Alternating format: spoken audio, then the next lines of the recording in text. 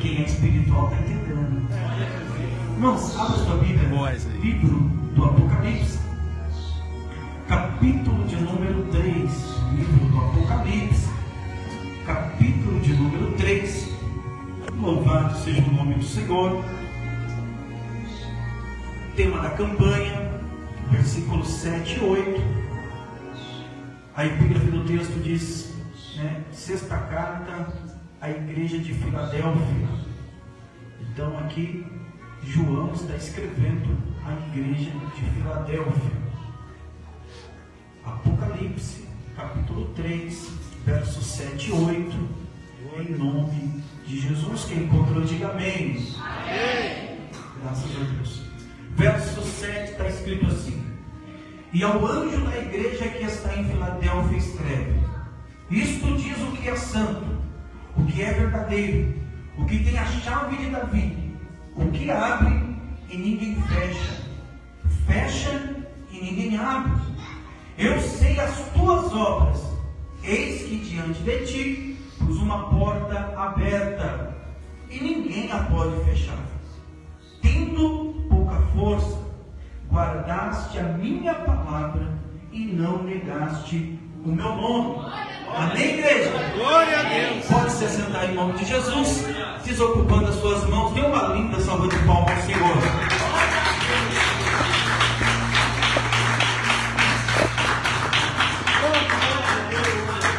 Glória a Deus. Irmãos, eu vou devagarzinho, daqui a pouco a gente dá liberdade para o Espírito Santo de Deus e Ele fazer da forma que Ele quer. Amém? Para que nós possamos entender o texto que nós lemos, precisamos primeiro compreender que Apocalipse é um livro de revelação. Tem pessoas que falam assim: eu não entendo Apocalipse, por isso eu não leio. Mas o primeiro erro está aí, é porque você não lê, que você não entende. Se o próprio nome do livro é revelação, é porque Deus ele quer revelar alguma coisa. Aleluia. E o livro de Apocalipse, o assunto central é Jesus, irmãos. Você entendendo que Jesus está sendo revelado, pronto, acabou. Esse é o assunto importante do livro de Apocalipse. O livro de Apocalipse ele tem algumas riquezas de detalhe. Por exemplo, o livro de Apocalipse ele se divide em algumas partes. Quando nós olhamos para o capítulo 1 de Apocalipse, o próprio Senhor Jesus se revela para João como o Cristo glorificado.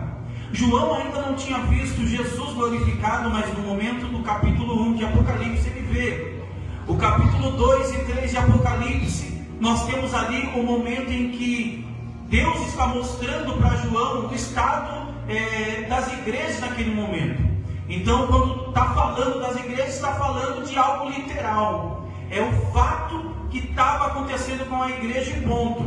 Quando nós vamos para o capítulo 4 e 5 de Apocalipse, capítulo 4 e 5 de Apocalipse acontece algo bem interessante para nós. Por quê? Porque no capítulo 4 e 5 de Apocalipse, João ele é arrebatado. João já não está mais na terra. João ele é levado agora para o céu. E nesse momento em que ele é levado para o céu, ele vai por um período da eternidade que nós chamamos de era. É por isso que no capítulo 4 você vai ler, não vai falar de Jesus no capítulo 4. No capítulo 4 João vai ver trono, João vai ver os 24 anciões, João vai ver o arco celeste, mas não fala de Cristo, porque é o era da eternidade. O capítulo 5, do meio para o final, Jesus ele se manifesta. Jesus ali ele entra em cena, e então agora ele mostra que ele é aquele que morreu e ressuscitou. Ele é aquele que é digno de abrir o livro. Então Jesus, no capítulo 5, ele está mostrando para João que agora, naquele momento, ele está abrindo o livro. Por que nós falamos que o capítulo 4 e o capítulo 5 é o momento do era da eternidade? Porque neste momento, levando em consideração que já fazia muito tempo que Jesus tinha morrido e ressuscitado, já tinha passado os 40 dias ali com os discípulos e já tinha sido assunto ao céu, quando João ele é arrebatado naquele momento no capítulo 4, ele é levado um pouquinho antes de Atos dos Apóstolos, capítulo 1, verso 8. Então naquele momento em que os discípulos estão ali em Atos, capítulo 1, verso 8, eles estão vendo Jesus subindo e sendo assunto ao céu. João é levado um pouco antes daquilo. É por isso que João não vê Cristo no céu.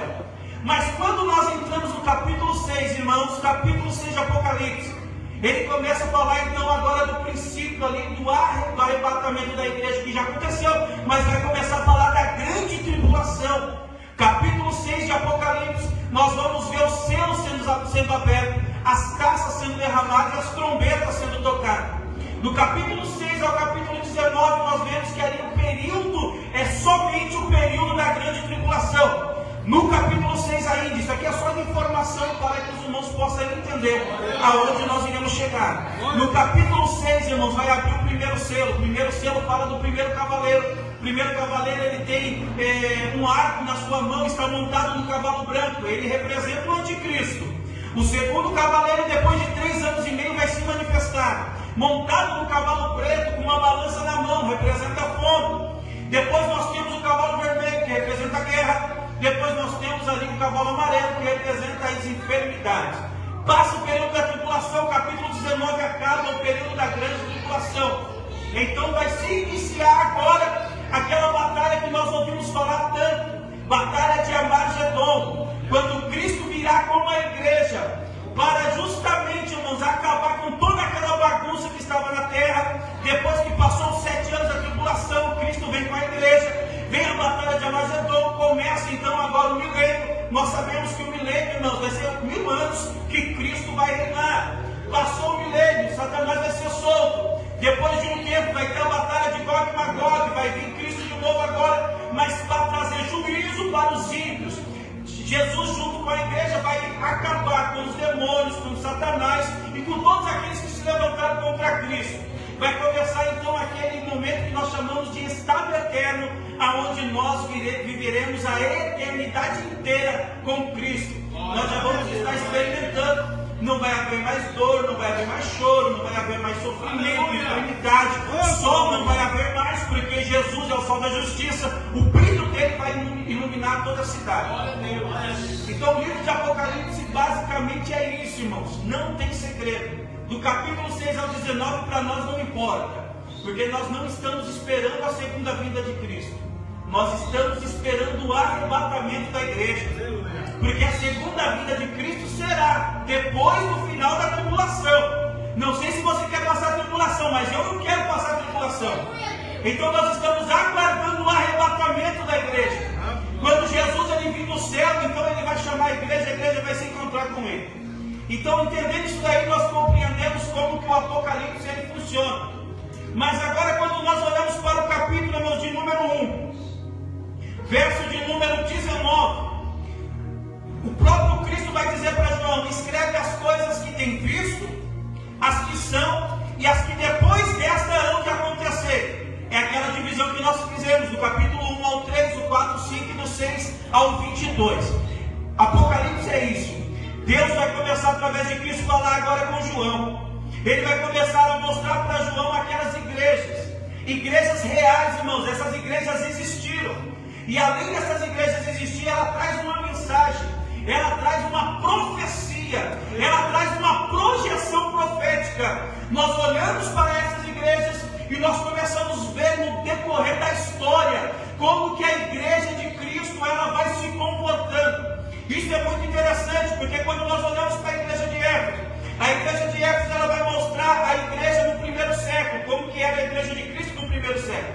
Quando nós olhamos para a igreja de Esmina, do século 2 ao 3, ela mostra como que a igreja continuou ficando. Quando nós olhamos para a igreja de Pérgamo, ela vai falar do século 4 ao 5, como que a igreja estava se comportando na presença de Deus.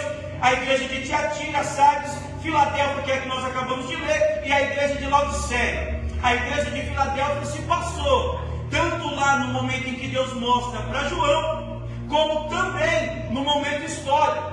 Por quê? Porque a igreja de Filadélfia é aquela igreja avivada, é aquela igreja, irmãos, que eles acreditavam e esperavam o arrebatamento da igreja. É por isso que quando nós vemos mensagens antigas, nós vamos ver muitos pregadores pregando somente a mensagem do arrebatamento da igreja. Quando nós olhamos para os nossos pais na fé, as mensagens que eles mais tinham o prazer de pregar, as mensagens que não sumiam dos altares, era a mensagem seguinte: era assim, igreja, se prepara para se encontrar com o teu noivo. Essa era a mensagem, irmãos, que era pregada na igreja. Então eles pregavam que Cristo ia voltar para arrebatar a tua igreja. A igreja de Filadélfia, irmãos, ela traz para nós um exemplo, como que que nós precisamos viver, como que nós precisamos se comportar. E quando nós olhamos para a história, o período da igreja de Filadélfia, que acabou ali mais ou menos no ano de 2000, nós vamos ver que um grande movimento pentecostal, avivamento, conversão de almas havia neste momento. As pessoas ouviam, tinha temor. Alguém um dia, ou melhor, esses dias agora falou para mim, antigamente a vida era difícil. Verdade, a vida era difícil, mas as pessoas era fácil. Era fácil lidar com pessoas. Hoje não. Hoje as coisas, irmãos, estão muito fáceis. Nós vemos aí a tecnologia, nós vemos aí a facilidade das pessoas adquirir informação, conhecimento. Então hoje os tempos são fáceis, mas as pessoas são difíceis. As pessoas endureceram o coração para Cristo. As pessoas já não querem mais saber do arrebatamento da igreja. Eu sei que ninguém mais prega isso porque não é mensagem que abre agenda. Ninguém mais prega isso porque não é mensagem que as pessoas vão dar tapinha nas costas e vai dizer assim, ó, você pregou bem. Porque pregar sobre o arrebatamento, irmãos, porque as pessoas não fazem mais planos de morar no céu, elas querem construir a sua vida, elas querem ter uma boa formação profissional, elas querem instruir os seus filhos, colocar os filhos nas melhores faculdades. Não que isso seja errado, é bom, mas você precisa ter um negócio no seu coração assim. Eu posso até mostrar para ele que isso é bom, mas ele não pode se esquecer que o melhor é ele se preparar para se encontrar com o seu noivo. E a igreja de hoje não quer mais saber disso, irmãos. A maior prova está aí, sai para evangelizar para você ver. Vai falar de Cristo para alguém. As pessoas viram as costas. As pessoas zombam do Evangelho. Quando nós olhamos, irmãos, para o momento da história da igreja de Filadélfia, eles acreditavam tanto no arrebatamento da igreja, e você vai lembrar disso. Muitos falavam assim, ó, 1000 chegará, mas de 2000 não passará. Eles acreditavam que o arrebatamento seria no ano de 2000. Eu acredito que não é só eu que ouvi isso, você também deve ter ouvido isso. Os crentes acreditavam tanto nisso, irmãos, que eles não faziam plano para depois de 2000. Eles acreditavam que no ano de 2000 Jesus viria e arrebataria a sua igreja. E tem base bíblica para isso. Porque quando nós olhamos para as Escrituras Sagradas, nós vamos ver Jesus mostrando de forma profética que isso vai acontecer. Quer ver um exemplo? Quando nós vemos a parábola do bom samaritano. Jesus, ele representa o bom samaritano. O homem que estava caído, que foi ali, que apanhou dos ladrões, representa eu e você. O dono da estalagem representa o Espírito Santo, e a estalagem é a igreja. Ele vai deixar 2 moedas, 2 denários. E ele vai dizer assim, ó, esses 2 denários eu vou deixar para que você possa cuidar dele. E se passar alguma coisa, quando eu voltar, eu pago. Aí nós olhamos esse texto e parece que não traz muita informação. É gostoso falar assim, está faltando o bom samaritano, porque o sacerdote, ele olha quem está caído, não ajuda, o levita não faz nada. Mas quando você olha para esse texto, com fundamento profético, você vai ver que cada denário valia por 1 dia de trabalho. Então Jesus está deixando 2 denários, Jesus está dizendo assim, daqui 2 dias eu volto. Aí nós entendemos porque Pedro vai dizer que um dia para Deus é como 1000 anos, e 1000 anos como um dia. Salmos vai falar a mesma coisa. Então Jesus já estava deixando, irmãos, algo anotado no coração dos discípulos. Ó, se prepara, daqui 2000 anos eu estou de volta. É por isso que está mais perto do dia do arrebatamento hoje do que ontem. 2000 anos já se passaram. Pastor, mas e daí? Jesus então errou? Claro que não. Ele falou assim, ó, e se passar alguma coisa, quando eu voltar eu pago. Porque o momento em que nós estamos vivendo não é mais momento de estar cochilando em 2 pensamentos. Não é mais momento de estar, irmãos, em cima do muro. Não é mais momento de falar assim, hoje eu não vou para a igreja, amanhã eu vou. Porque verdadeiramente hoje pode ser o último culto. Todos os sinais que tinham para acontecer já aconteceu. O único sinal que falta acontecer é o arrebatamento da igreja. Isso é fato. Quer ver outro exemplo que Jesus deixou bem detalhado, que depois de 2000 anos ele voltaria? Quando ele vai para Gadara.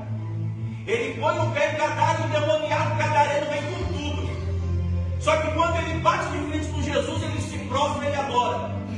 E ele vai dizer assim: Filho do Deus vivo, o que temos nós contigo? Porque veio antes do tempo nos atormentar. Primeira coisa que nós aprendemos: o demônio sabe que os dias deles estão contados. E que em breve Jesus virá e vai colocar um fim nessa bagunça que ele tem feito com a humanidade. Aí Jesus vai entender, irmãos, que aquele ambiente estava propício para ensinar para os discípulos a se preparar, porque Jesus está voltando, que o arrebatamento da igreja ia acontecer. Aí eles começam a entender algo profundo. Aí Jesus vai falar para aqueles demônios, vai mandar ele ficar mudo. Os demônios vão ficar mudos. Só que antes disso eles vão falar assim: ó, não nos lance no abismo. E não basta olhar para o texto sagrado e olhar com os olhos daquele, como que posso dizer, um olho clínico, procurando as pérolas que estão no meio do texto, e você vai achar. Os demônios falaram assim: ó, não nos lance no abismo. Eles já estavam dizendo assim: eu sei que um dia o Senhor vai me lançar no abismo. Eu sei que esse dia já está marcado, mas esse dia ainda não é agora. Então não nos lance no abismo hoje. E eles vão pedir para entrar nos portos. E Jesus vai deixar eles entrar nos portos. Detalhe: a Bíblia é específica. Havia 2000 porcos. E naquele homem havia uma legião. Mais de 5.000 demônios. Vão entrar em 2.000 porcos. Porque a mensagem ali que Jesus queria que a igreja percebesse é os 2.000. Porque em breve, quando completar 2.000 anos, Jesus iria voltar. E a prova é tão forte e é profética que os porcos vão cair no penhasco. Há uma mensagem, irmãos. Há uma mensagem nas entrelinhas que é o seguinte: depois de 2.000 anos, Jesus iria lançar os demônios no abismo. Essa é a mensagem que estava ali. Mas ninguém percebeu. Só que a igreja primitiva cria. A igreja primitiva tinha uma fé que isso ia acontecer. E quando nós vemos o período da igreja de Filadélfia, eles acreditavam. Então eles começaram a viver como se Jesus ia voltar. Só que uma coisa eles se esqueceram: precisava completar o período da Laodiceia. E o período da Laodiceia é da igreja que nós vivemos hoje. Que os crentes não são nem quente e nem frio. Os crentes que não se importam com o testemunho, os crentes que falam mal da liderança, os crentes que zombam do nosso Senhor e Salvador Jesus Cristo, os mesmos que dizem que servem a Jesus, passam um ventinho de nada, já está negando o Jesus que ele servia. É o período da Laodiceia, quando nós achamos que o que nós conquistamos com os nossos braços, com a força do nosso braço. Quando nós batemos no peito e falamos assim: já somos ricos, somos fartos de tudo, não precisamos de mais nada. Só que detalhe: o período da Laodiceia, duas igrejas andariam juntas, a igreja de Filadélfia e a igreja de Laodiceia. Porque quando alguém perguntar para você: a igreja vai passar pela tribulação? Você pode falar: vai, a igreja de Laodiceia. Mas a igreja de Filadélfia será arrebatada. Quem é a igreja de Filadélfia? Eu e você. Aqueles que são fiéis e verdadeiros. É por isso, irmãos, que Jesus vai dizer assim: ó, eis que eu coloquei uma porta aberta. E ninguém pode fechar essa porta. Irmão, se eu for olhar para esse texto e eu for pregar esse texto de forma textual ou dispositiva, de forma alguma eu posso falar que essa porta aberta é porta de emprego. Eu não posso falar que é porta de casa, de carro, não. É porta de salvação. É porta da palavra. É Jesus dizendo assim: ó, eu coloquei uma porta aberta. Vocês vão pregar a minha palavra e almas serão arrebatadas para o meu reino. Pastor, mas é errado pregar que isso daí é porta aberta? Claro que não. É só você entender de forma temática. De forma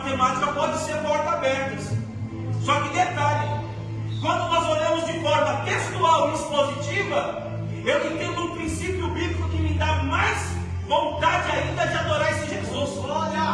Porque Jesus disse assim, ó, buscar em primeiro lugar o reino de Deus e a sua justiça, porque as demais coisas o Senhor acrescentará. Então Deus está falando assim para a igreja: igreja, eu vou abrir uma porta e essa porta ninguém pode fechar. Mas essa porta não é de bens materiais, é a porta da evangelização, é a porta da pregação, é a porta do sacrifício, é a porta do propósito. Mas detalhe, eu não vou deixar ninguém na mão. Enquanto vocês vão fazendo a obra para mim, eu vou acrescentando o que você precisa. Eu abro a porta de emprego, eu te dou carro, eu te dou casa. Mas o primeiro que nós precisamos fazer é pregar a palavra de Deus. Porque quando nós colocamos a nossa força, o nosso entendimento, a nossa disposição para o reino, Deus ele nos abençoa. Deus não tem problema em abençoar ninguém, irmãos. O que Deus não quer é perder você para a bênção dele. Tem muita pessoa que fala assim: Deus, dá um carro para mim que eu vou estar todo dia na igreja. Eu vou buscar o irmão que mora longe, que não tem carro, que às vezes falta no culto porque mora muito longe. Aí Deus abençoa com o carro. Primeira coisa que ele faz: praia. Segunda coisa: shopping. Depois passear com a família. Pastor, não pode? Claro que pode, mas não nos dias de culto, pelo amor de Deus. E se você fez um voto com Deus, cumpra. Porque o mesmo Deus que dá, ele tira. Deus não tem problema em dar, e também não tem problema nenhum em tirar. Ele dá. Se você souber honrar a Ele, Ele vai confiar mais coisas para você. Eu aprendi que Deus, irmãos, Ele tem um monte de segredo para falar para a igreja. Só que, assim como eu e você é Deus, a gente confia os nossos segredos a qualquer pessoa? É claro que não. Levando em consideração que todo o nosso melhor amigo também tem um melhor amigo. Quando você fala algo para o seu melhor amigo, ele vai falar para o melhor amigo dele. O melhor amigo dele também tem um melhor amigo. Então Deus tem segredo e Ele quer contar o segredo dele para nós. Mas Ele só vai contar o segredo dele para nós, para aqueles que confiam no Senhor. É por isso que o princípio da sabedoria é o temor ao Senhor. Teme ao Senhor e você vai ser sábio. Irmãos, eu vejo muita gente na igreja que é inteligente, mas não é sábio. E esse é um dos privilégios de pastorear. Que você começa a lidar com pessoas, você começa a ver e você começa a entender como que as pessoas funcionam. Tem muita pessoa inteligente demais, irmãos. Eles pegam a Bíblia, eles conhecem cada coisa da Bíblia, mas não tem sabedoria. Não sabe lidar com dificuldades, com afronta. Não sabe lidar com circunstância contrária. É inteligente, mas não tem sabedoria. Quer um exemplo de alguém inteligente? Uma pessoa inteligente sabe que tomate é fruta. Mas uma pessoa sábia nunca vai colocar um tomate numa salada de fruta. Essa é a diferença de quem é inteligente e quem é sábio. Aí Deus está procurando nos dias de hoje pessoas que sejam sábias. Porque a sabedoria é temer a Deus. Você teme a Deus, você sabe. Aí Deus vai confiar coisas a você. Aí se cumpre a palavra de Deus. Sede fiel no pouco e sobre o muito eu te colocarei. Glória a Deus. Irmão, Deus é assim, Ele trabalha desse jeito. Não há muita coisa para entender como que Deus trabalha. Deus não procura pessoas capacitadas, Deus procura pessoas disponíveis. Aleluia, Deus. Tem muita gente capacitada, mas não está disponível para a obra de Deus. Aí Deus fala: capacitado eu não quero, eu quero disponível. E quem é disponível não precisa nem ter capacitação. Deus, Ele capacita. Eu acho lindo, irmãos, nesses dias que nós estamos vivendo, tem muita gente que quando vai louvar ou quando vai pregar, traz cada técnica, sabe fazer tantas coisas, você fala: meu, a pessoa é profissional. Mas não é disponível para a obra de Deus. Faz o que quer, quando quer, não pede bênção para a liderança. E ainda por cima, questiona a liderança. Sabe o que eu aprendi lendo o livro de Apocalipse? Que Deus, Ele respeita a hierarquia. A igreja não é de Cristo. Ele poderia ir lá nas igrejas e falar: está tudo bagunçado, vamos colocar as coisas em ordem. Ele falou: não, eu vou falar com o apóstolo. O apóstolo vai falar com os pastores. E os pastores vão colocar a igreja em ordem. Você entende que a igreja ela tem um dono? Tem muita gente aí fora que fala assim: eu não preciso de igreja. Também não precisa de Cristo. Porque para você ver Cristo, só vê Cristo dentro da igreja. Pastor, mas isso daí é uma heresia. Então nós vamos rasgar o Apocalipse. Porque Jesus é o que passeia no meio dos candelabros. Candelabro aqui é a igreja. Ele tem as estrelas nas mãos. As estrelas são os pastores. Então, se eu quero ver Jesus, eu preciso do intermédio da igreja. Então, esse povo aí que está falando que não precisa de igreja, que quer viver o Salmo 23, o Senhor é o meu pastor, está fora, irmãos. Você precisa de igreja, precisa de uma liderança. E detalhe, não é você que trata como líder, quem trata como líder é Cristo. Toda repreensão de baixo para cima é rebelião e não repreensão. Você lembra quando Arão e Miriam tentou contra Moisés? Toda repreensão de baixo para cima não é repreensão, é rebelião. Eles estavam certos, mas não era eles que deviam fazer isso. Quando Deus quer repreender, Ele repreende, porque Deus repreende para que haja cura. O homem repreende para expor a nossa nudez. Deus não permite ninguém expor a nudez de ninguém. Porque perante Deus todos nós estamos nus. Você quer ver como João vê Cristo? Capítulo 1. Ouviu uma voz, olhou para trás, viu o Senhor no meio dos candelabros, no meio da igreja. E quando ele veio, ele viu o Senhor com uma roupa comprida, falando justamente da integridade de Deus. Ele vê os cabelos brancos. Cabelo branco fala de eternidade. Ele vê os olhos como chama de fogo. Olho como chama de fogo fala justamente da onisciência de Deus. Deus vê tudo. Nada passa desapercebido diante de Deus. Quando nós estamos aqui, Deus está vendo. É por isso que nós estamos aqui, cultuando a Deus. Sexta volta da campanha. A porta que Deus abre, fecha. É que portas abertas. Se prepare, enquanto você está aqui, Deus está enviando um anjo lá. É por isso que Pedro estava preso à igreja, orando, o anjo foi lá e libertou Pedro. Eu não sei quem está preso na tua casa, mas Cristo nesta noite está enviando o anjo lá. Saiba que nem toda prisão é para a morte, tem prisão que é para preservar a vida. Tem muita gente que se tivesse livre, estaria morto. Então Deus guarda para preservar a vida. Mas no momento certo ele envia o anjo abre as portas e quebra as correntes. Talvez você deve ter pensado assim: o pastor vai vir hoje e ele vai pregar sobre portas abertas. Não, irmão, não me pregar sobre portas abertas. Até porque casa vai ficar aqui, carro vai ficar aqui, dinheiro vai ficar aqui. Mas eu, você, a sua família, nós vamos subir. Eu vou repetir isso aqui porque isso aqui tem de glória. As coisas materiais vão ficar, mas a igreja do Senhor vai subir, vai subir, vai subir. Queira o diabo ou não, nós vamos subir. Queira o homem ou não, nós vamos subir. Ah, irmãos, o céu vai ser o limite.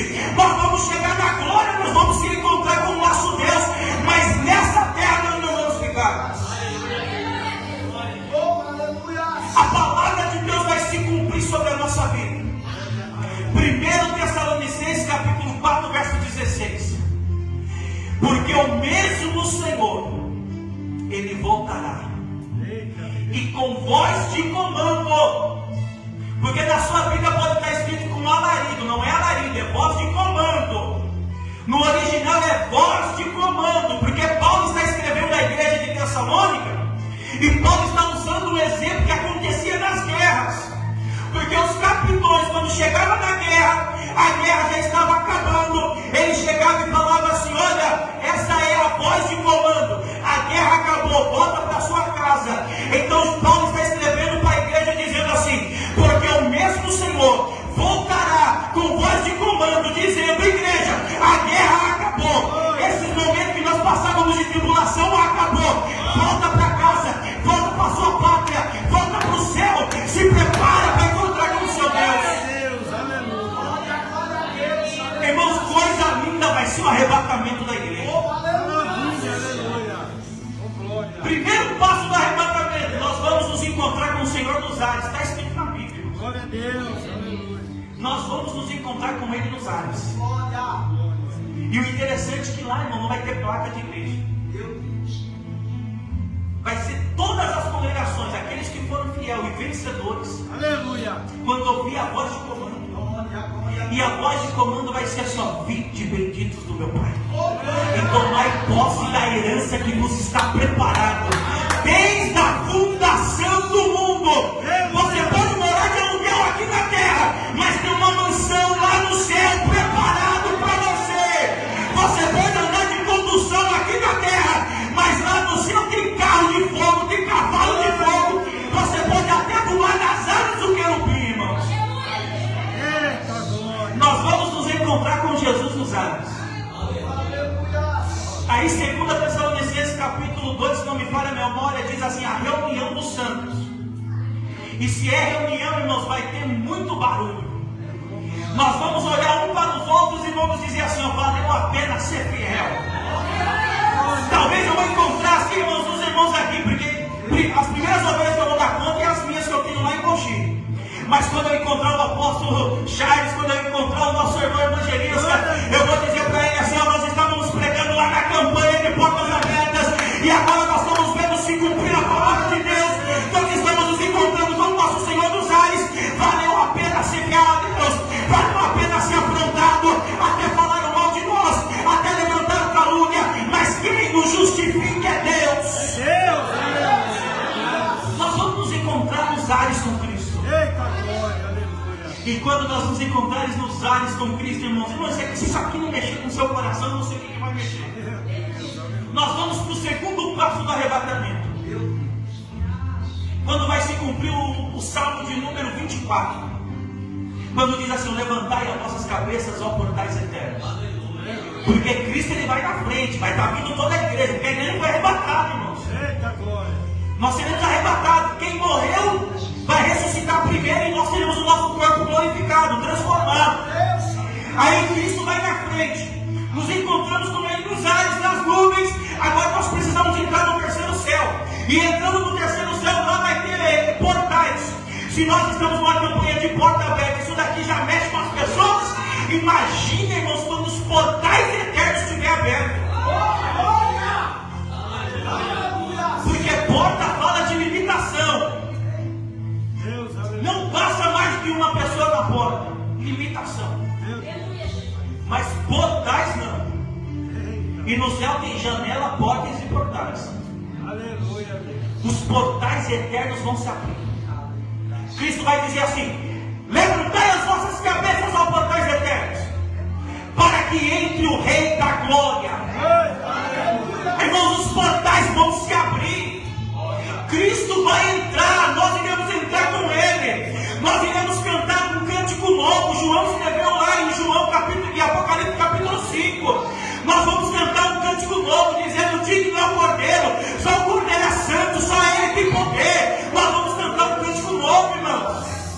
Glória a Deus. Nós já sentimos a presença de Deus louvando louvores em playback. Imagina um cântico novo. Meu Deus. Que o próprio Espírito Santo vai fazer com que nós na hora venhamos lembrar da letra. Glória a Deus. E toda a igreja, milhões e milhões de pessoas vão saber a letra, vão cantar no mesmo tom. O negócio vai ficar top, irmãos. Os anjos vão olhar para nós e não vão entender nada. Mas nós vamos com alegria. Glória, glória. Porque nós sabemos o que nós passamos a terra e nós somos vencedores. Nós vamos passar os portais eternos. Aí vem o terceiro passo do arrebatamento. Irmãos, há um beijo de glória nesse lugar. Terceiro passo do arrebatamento, nós vamos entrar na Nova Jerusalém. Aleluia.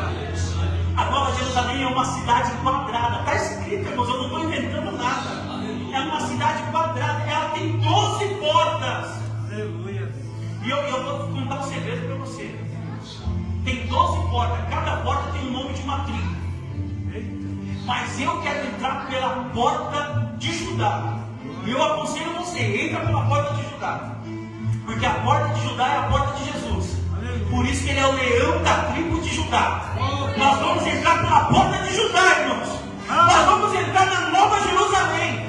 Aquela cidade quadrada, no meio da cidade tem uma praça. Nessa praça, irmãos, tem a árvore da vida. Adão e Eva não pode comer, foi expulso. Nós vamos ter a liberdade, porque diz assim, ó, quem for fiel, darei o direito de comer da árvore da vida. Quem for fiel, eu vou dar o direito de comer o maná escondido, é só para quem for fiel.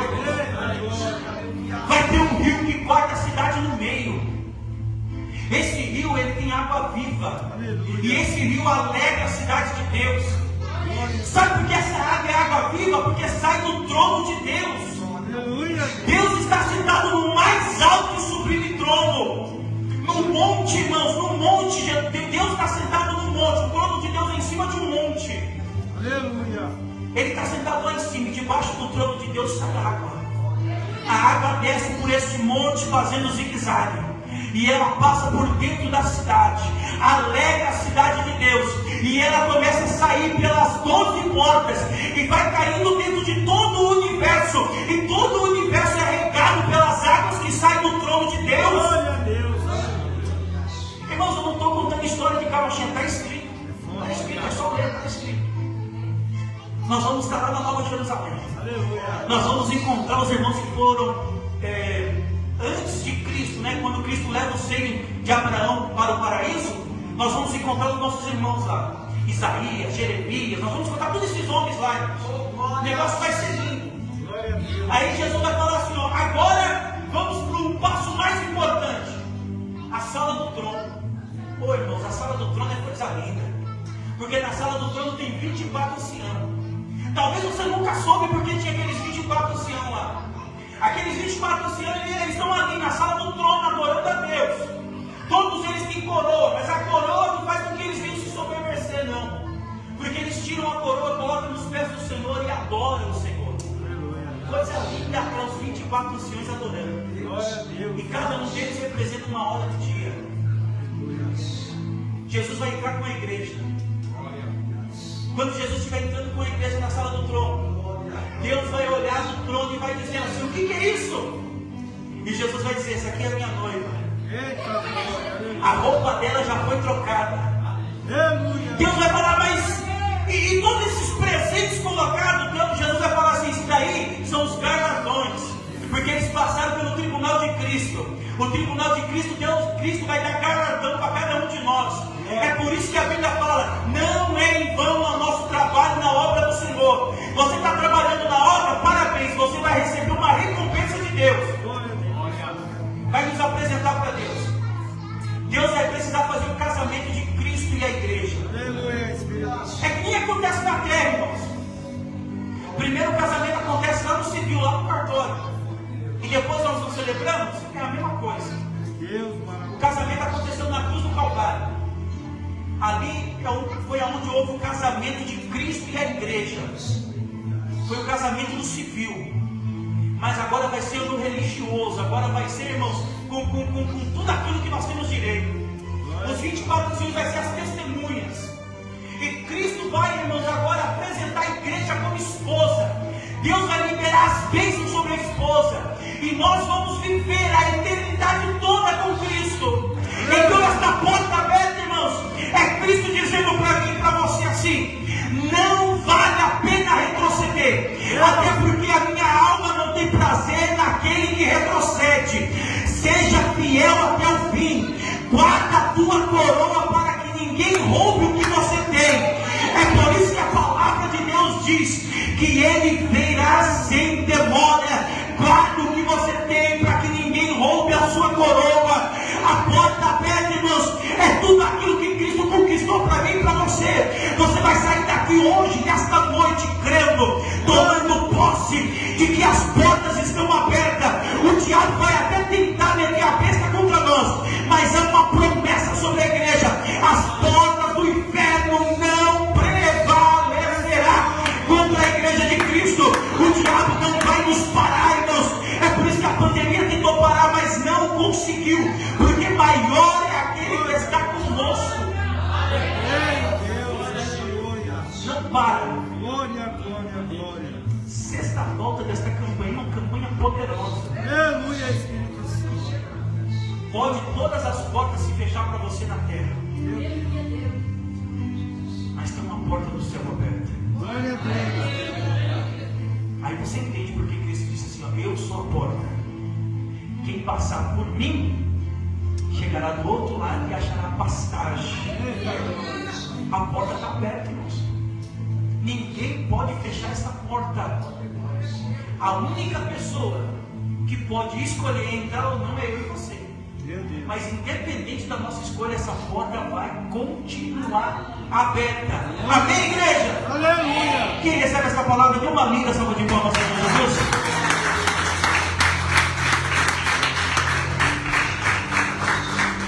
Glória a Deus. Amém, meus irmãos. Se coloque de pé, que Deus continue abençoando, usando a nosso pastor Everton, que deixou uma palavra abençoada.